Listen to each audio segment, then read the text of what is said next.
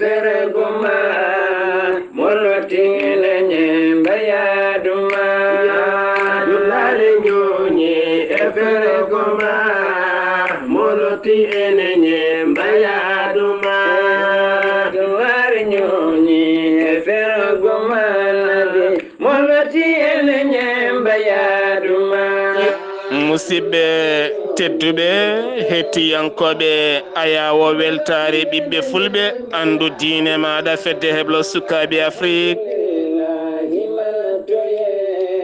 so daneri filtima ɓaleri buuɗalirumede fere feñay windere fe jeyɓatake bindaɗo mawde capantati yarkoma hitande ujunnaje nogas yewtere men hande ko fate asakal ma en jilloyo ha to cuuɗi meɗen soringo so en mbi soringo noon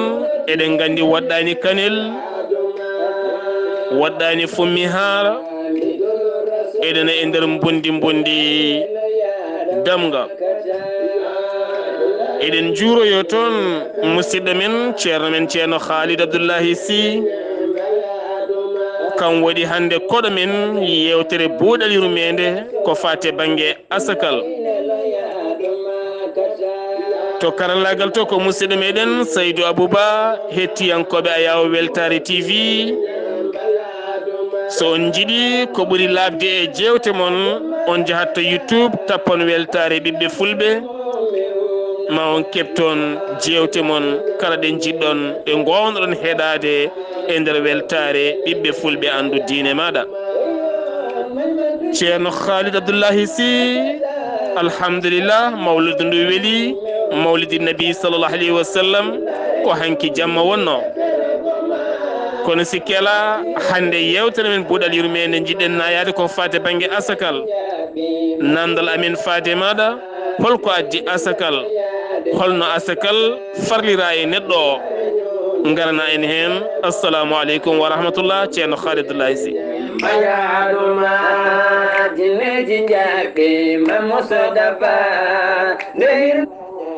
wa aleykum assalamu wa rahmatullahi taala wa barakatuh. Sar Abdoullahi Sarr mi salmitimama mi juurimama mi weltanimama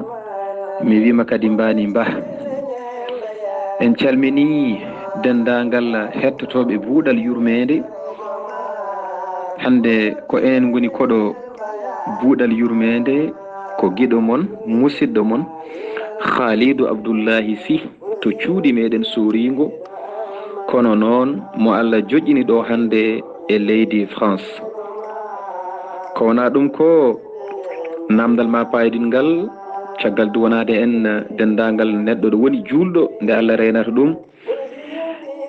mbiɗa namdiɗa en koko fati e asakal holko woni sababu ɗum farlina e neɗɗo mi addanma hen fannuji ɗiɗi e yeeso raɓɓikinade gam sa'a o fadde ko adi foof asakal ko gotel e jokli l'islam joyɗi l'islam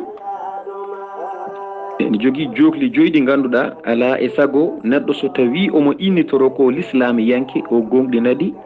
kala hen jontugel gollede o golla ɗum wadde l'islam neɗɗo biyo ko l'islam yanke o l'islam makko timmata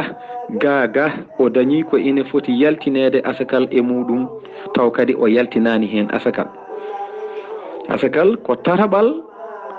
e jokli l'islam joyɗi sa limi e to banggue deggodiral ko kañum woni jokdu tataɓiru wadde noon sellata neɗɗo o wiya komi l'islam yanke caggal o gollani ngal ɗo gollal Allah yaltini ɗum Allah waɗi ɗum farilla e dow yimɓe ngam ittande wasɓe ɓe mette e faaɗede wonde e ɓerɗe mabɓe e ittude mawnikinare e ɓerɗe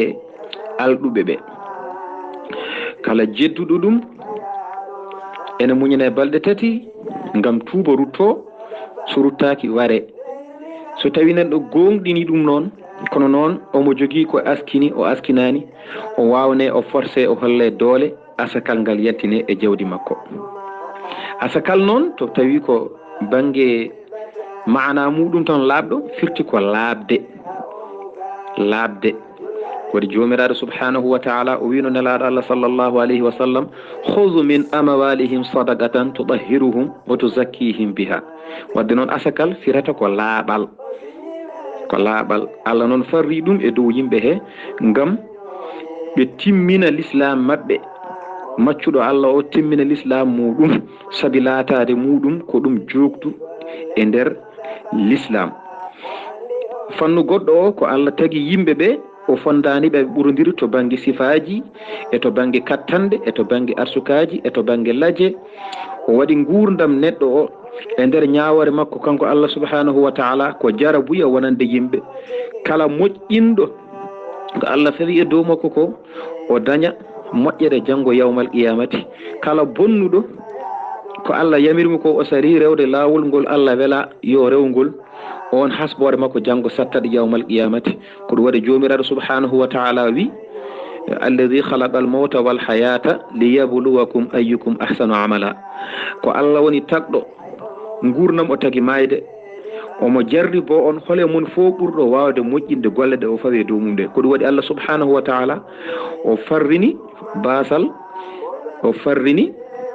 ñaw e dow neɗɗo sabu jarribade mo sabi muñal neɗɗo o beele ne yalta.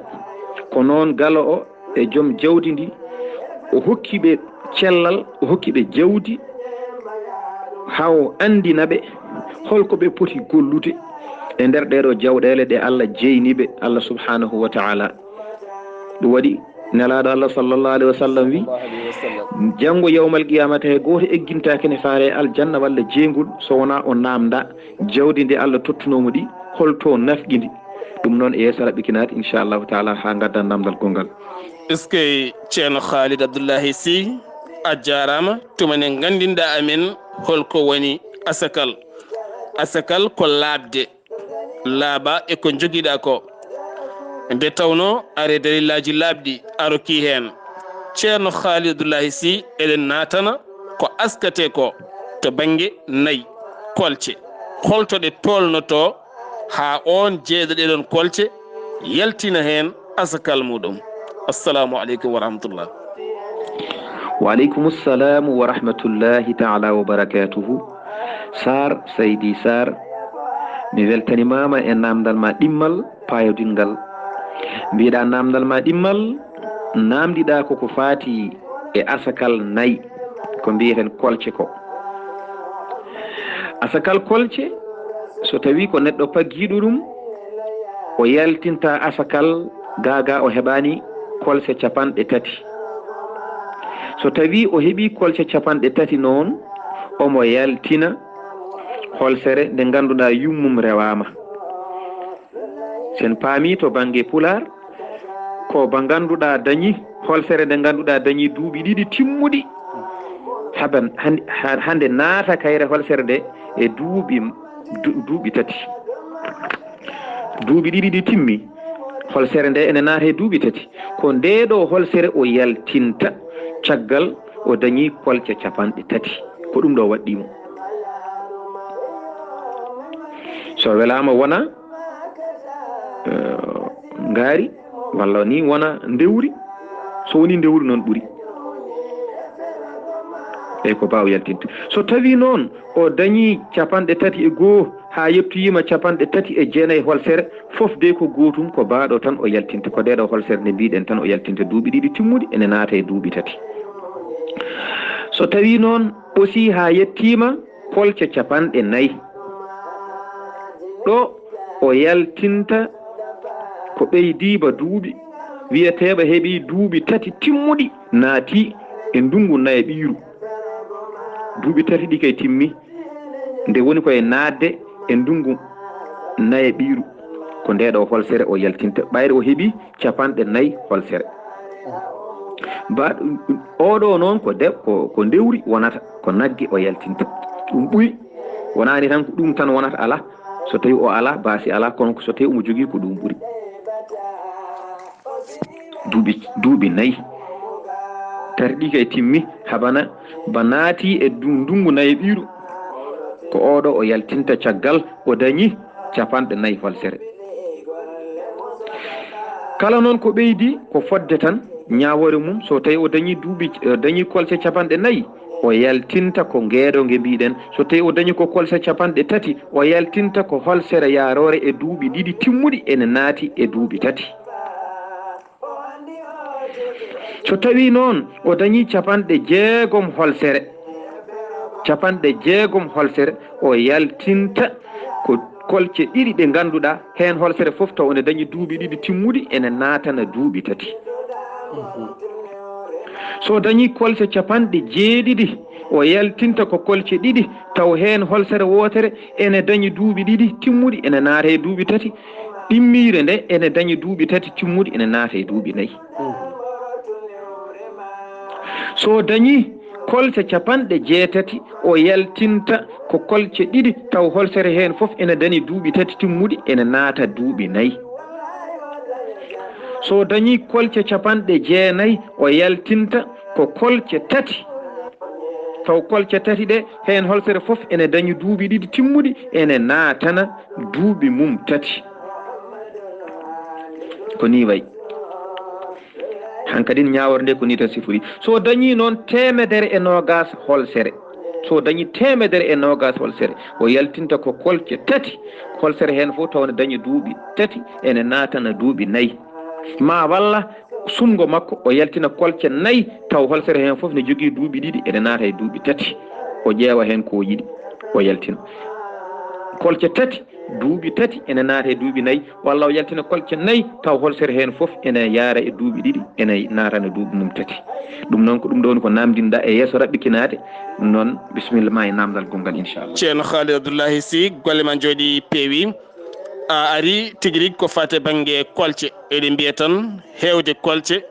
andude ko Allah yamiri ɗum eɗeɗo henno kolce ɓuuri e nde tawno asakal koko laɓɓintuma sa yaltinani aɗa wawne so tawi wawnere ala sa rutima to joome heddo ñawore ceerno Khalid Abdoullahi Sy eɗen natana jawdi daridi ko wayno baali e beyi eɗen gandi ƴaroji ne keewi yimɓe ne limtine cabbi mbetene aske walla asketake e holno askirte asakal baali eyyi Seydi Sarr mi weltanimama a jarama e namdal ma kadi payodingal mbiɗa joni namdiɗa koko fati e asakal dammiri cewdi ni baali e beyi baali e beyi asketake gaga yettaki 4 mbaalu ma walla mbeewa kala hen ko joguiɗa asakal waɗɗotoma ɓayde ko jawdi cewni joguiɗa ko nde jaaɗa ha dañƴa 4 dammuwol 4 dammuwol noon so tawi a dañi ɗum an pagguiɗo ɗum o aɗa yaltina dammuwol gotol a yaltinta ɓurgol jasde to banggue poñjam e famdude a yaltinta ɓurgol mawnude ala jaltinta ko dammuwol ngol ganduɗa ngol hakkidi taw ko colngol taw ngol dañi hitande timmude hangol naata e hitande ɗimmire ko ngol ɗo jaltinta an joguiɗo dammiri aɗa yiɗi askude sa yaltini ɗo noon ngol ɗo gotol to dañƴa 4 dammuwol a yaltini gotol hitande foof ko ɗum jaltinta ha keeɓa 120 dammuwol jaltinta tan ko dammuwol gotol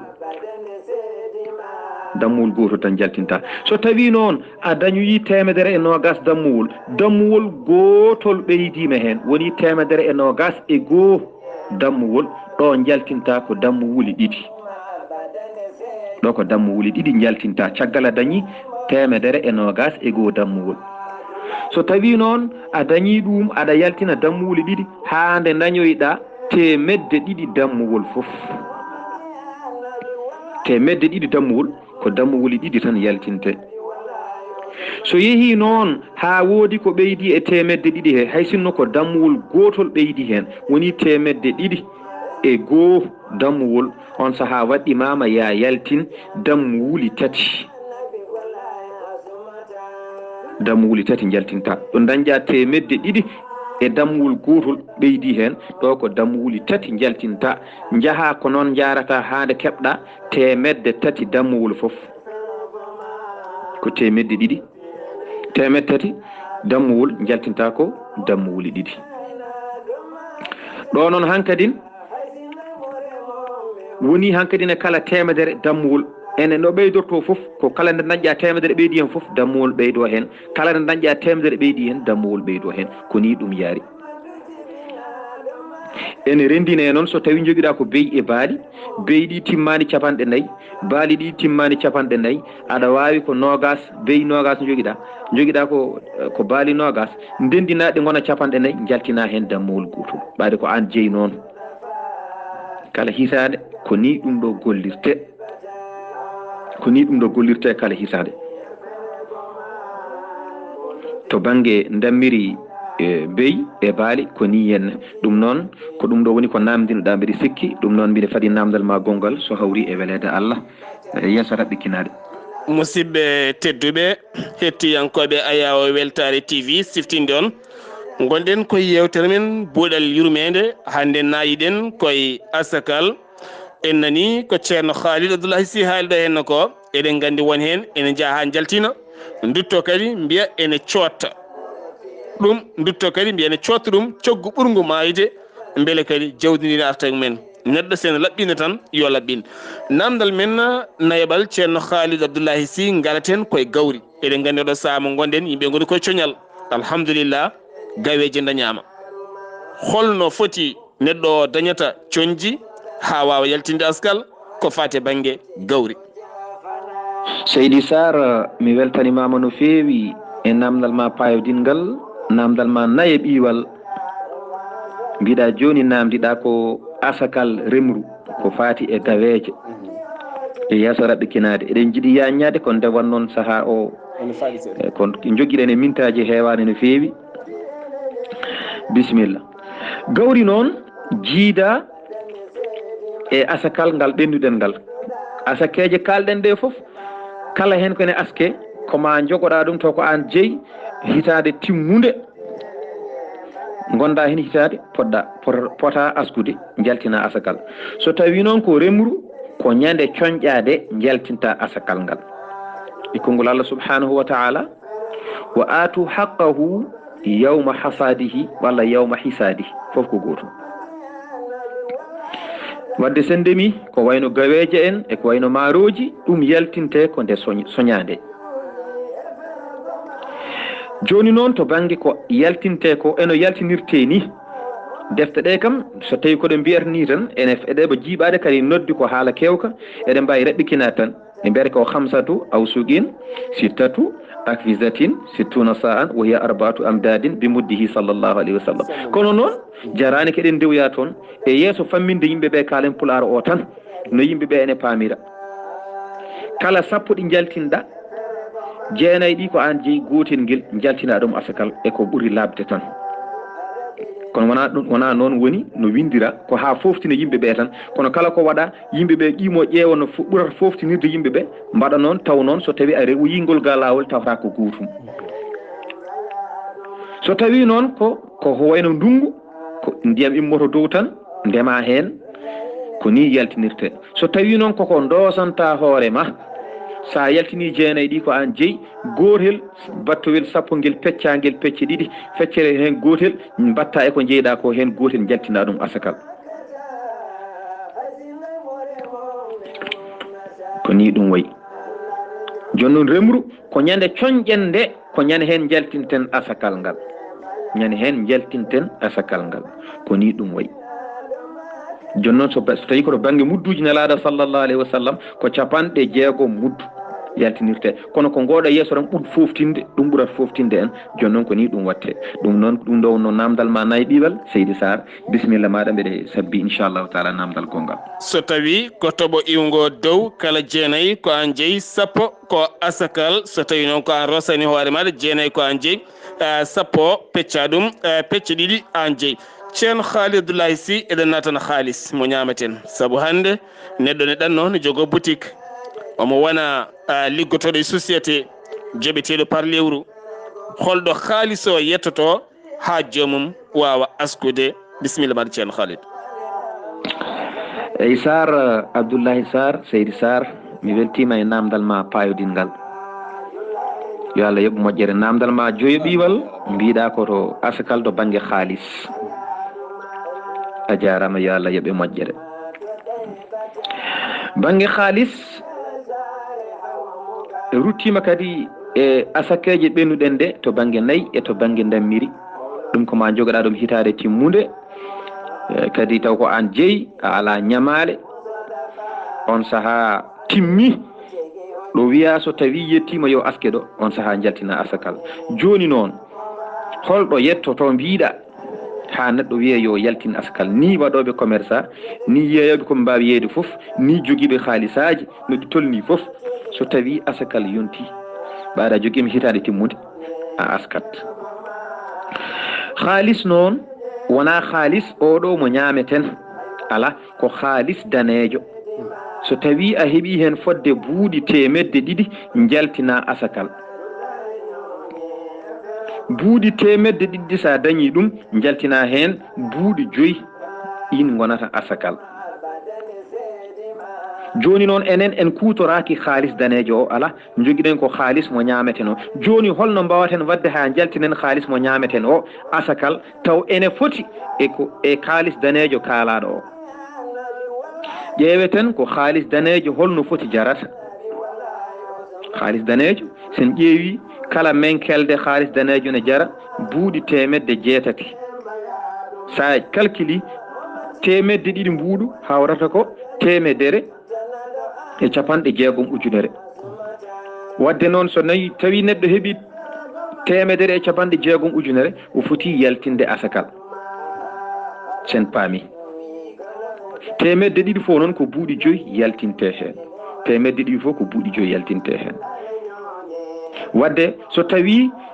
menkelde haalis nde jarata ko ujunere, firti ko wadde ujunere laabi temedde ɗiɗi ko million to banggue haalis men CFA. wadde noon so neɗɗo heeɓi million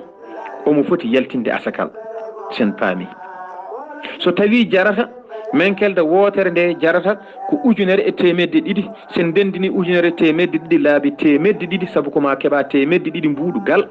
mbuuɗu haalis danejo jaltina asakal. wadde so tawi en koddiri gotel fof ko ujunere temedde ɗiɗi jarata, sen limi ɗum laabi temedde ɗiɗi hokkata en ko million e 4 ujunere. wadde koma neɗɗo heeɓa million e 4 ujunere o yonta yaltinde asakal. to banggue kanŋe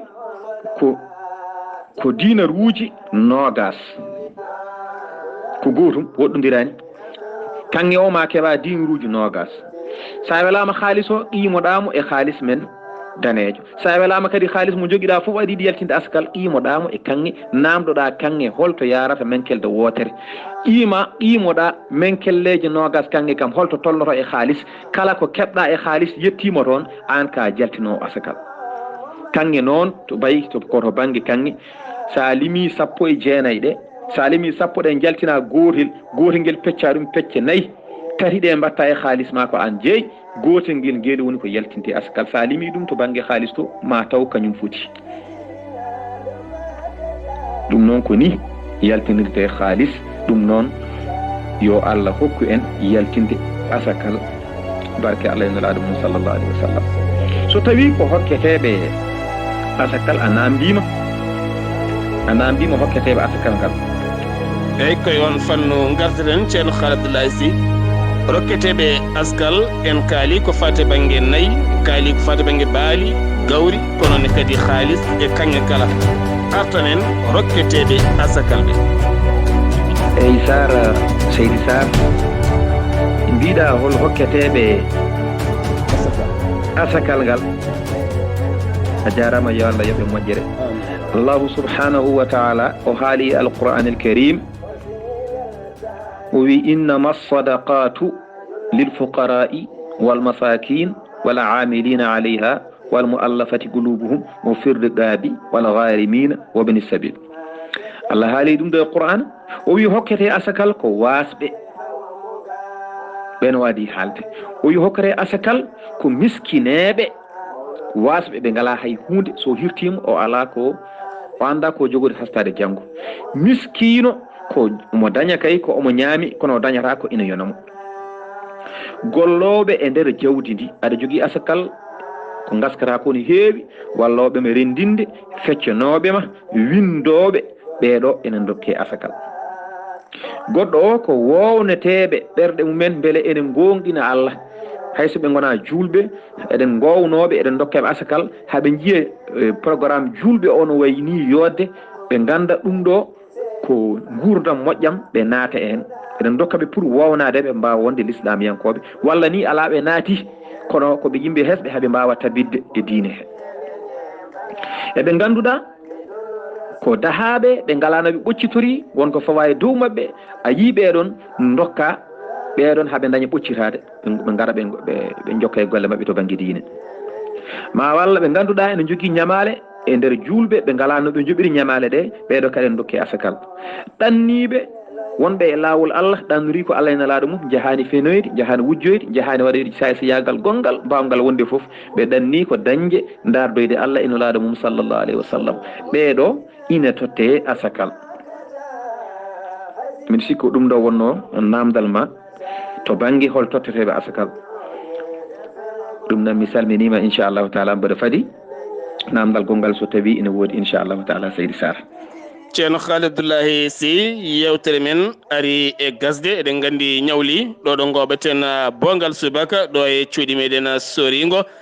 buuɗal yurmede ene ferine feeñi, min jiiɗi gaddana en konngol ma wasiya faade leñol ngol ceerno Khalid Abdoullahi Sy.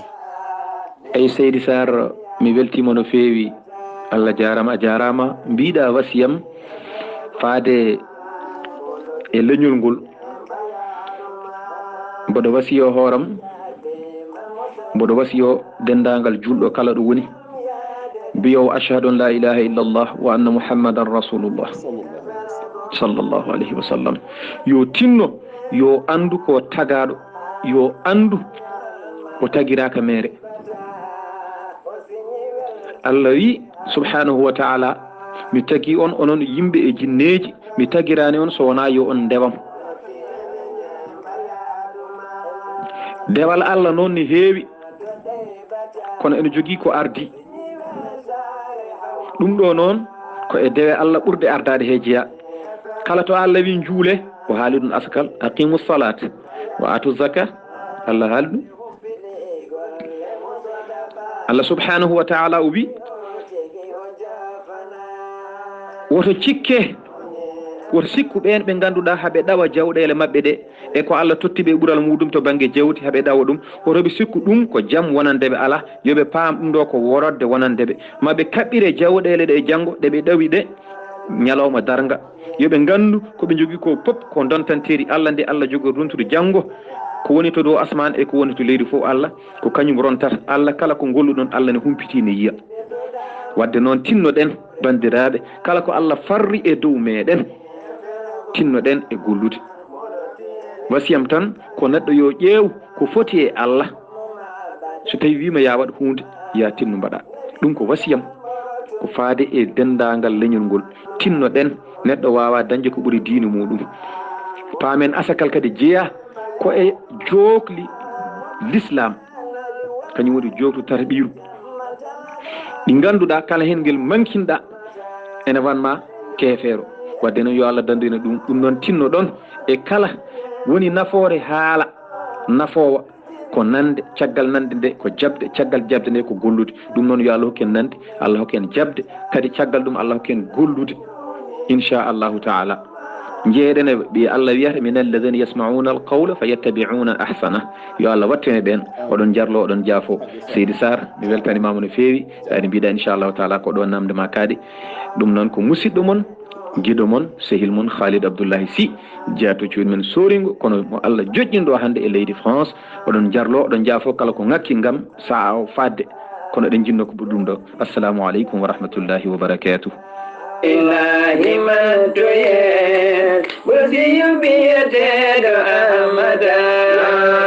lare jone karokoma moloti ene ñemaladuma muhammadun hamidu rasul laine lo ya dama kata nyone efero goma muloti enenye mbaya duma muhammadun hamidun rasul laine lo ya dama kata nyone efero goma muloti enenye mbaya duma momentina duma kata haisina more momeho a jarama ceerno Khalid Abdullahi Sy golle man jooɗi peewi min beltanimama no feewi feewi wona seeɗa e ndeɗo henna yewtere nde fayde mbiya bandiraɓe men tan yooɓe ndinno joguiɓe kolce joguiɓe jawdi daridi joguiɓe gawri joguiɓe haalisaji mumen batten haqqillaji men e asakal ganden dewal Allah wona tan julde wona tan fettade wona tan ñantade wona tan dayiraji wona tan cérémonie ji ala won gueɗe nandirto ko ɗen gueɗe laɓɓinten faade Allah subhanahu wa taala de tawno miskineɓe wurɓe emen ɓe koye men ɓe loriti ɗum noon kala joguiɗo kene askini yo tinno aska so buuɗalirumede fewi feeñe windere feeñje ɓettake bindaɗo mawde koɗo men hande ko ceerno Khalid Abdullahi Sy to hen to karallagal to ko musidɗo men Seydou Abouba so jomiraɗo hoddiri yontere fande en dañata arde buuɗalirumede kono sikki ala actualité ji weltare ɓiɓɓe fulɓe kala ma jokku hakkude ceerno Haali Abouba nonne kadi ceerno Ahmadou Gatamare Ba e dendagal yaadiɓe weltare ɓiɓɓe fulɓe kala yo jaam Allah ñallanen musibam tedduɓe